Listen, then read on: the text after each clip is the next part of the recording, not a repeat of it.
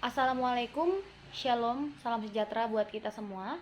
Terima kasih buat waktu dan kesempatan yang diberikan kepada kami untuk kami dapat mempresentasikan hasil dari tugas kelompok kami.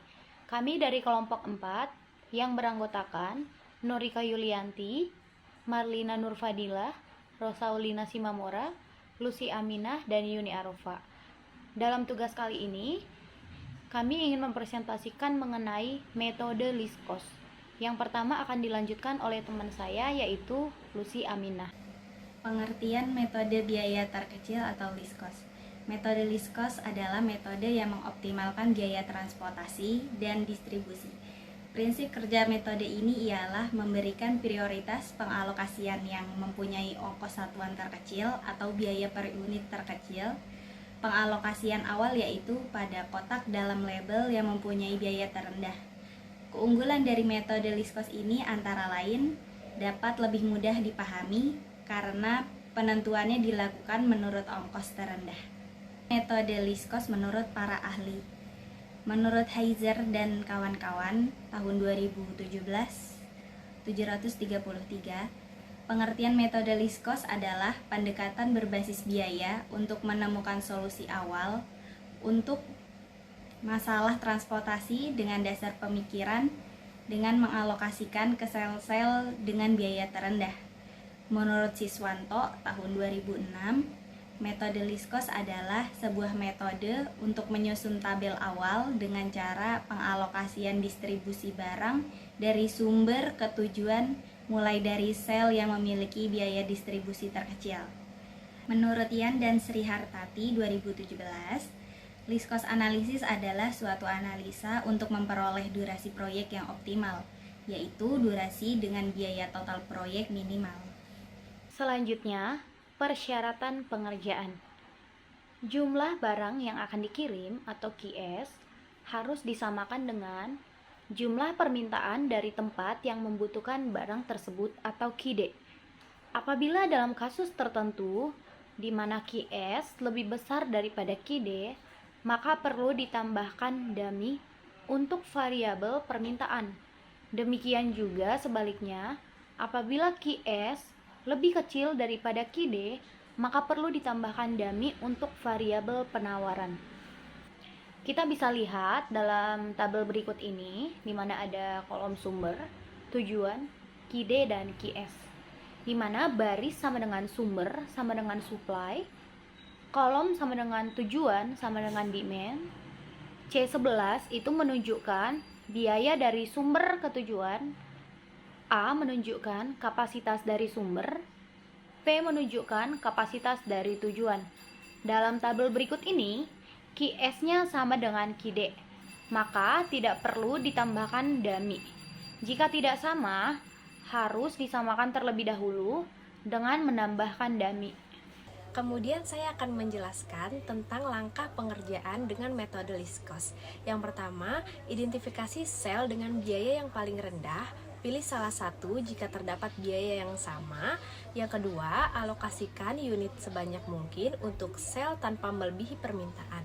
Kemudian coret kolom atau baris itu atau keduanya yang sudah penuh terisi. Yang ketiga, dapatkan sel dengan biaya yang paling rendah dari sisa sel yang belum dicoret. Yang keempat, ulangi langkah kedua dan ketiga sampai semua unit habis dialokasikan. Selanjutnya saya akan menjelaskan contoh kasus. Sebuah perusahaan yang mempunyai 3 buah pabrik yang memproduksi baju masing-masing berlokasi 1, 2, dan 3 dengan kapasitas produksi per tahun masing-masing pabrik adalah pabrik 1 2000 unit, pabrik 2 2500 unit, pabrik 3 2500 unit dengan total produksi 7000 unit penawaran. Perusahaan ini mendapat pesanan dari 3 buah pembeli yang berlokasi di Jakarta, Bogor, dan Depok, di mana masing-masing memerlukan Jakarta 1500 unit, Bogor 3000 unit, Depok 2500 unit dengan total permintaan 7000 permintaan. Dari hasil analisis perusahaan diperoleh data mengenai biaya pengiriman per unit baju dari masing-masing pabrik ke masing-masing pembeli sebagai berikut. Pabrik 1 bagian A biayanya 180, bagian B 150, bagian C 125. Pabrik 2 bagian A biayanya 110, bagian B 140, bagian C 200. Pabrik 3 bagian A biayanya 130, bagian B 120 dan bagian C 170. Selanjutnya di sini saya akan menjelaskan bagaimana penyelesaian dengan metode least cost atau metode biaya paling terendah. Di sini terlihat di slide ada pabrik 1, 2, dan 3, gudang Jakarta, Bogor, dan Depok. Pada pabrik 1 mempunyai penawaran sebesar 2.000, pabrik 2 mempunyai penawaran sebesar 2.500, pabrik 3 mempunyai penawaran sebesar 2.500. Sedangkan untuk permintaan di gudang Jakarta sebesar 1.500, pada gudang Bogor sebesar 3.000 dan gudang Depok sebesar 2.500. Cara pertama untuk mengerjakan dengan metode ini adalah melihat biaya yang paling terendah atau terkecil. Di sini angka biayanya ada 180, 150, 120 dan seterusnya. Dari 9 sel di atas bisa kita lihat yang paling terkecil ada di baris kedua kolom Jakarta, yaitu dengan angka biaya 110. Maka di sini akan kita isi dengan membandingkan angka penawaran dengan angka permintaan.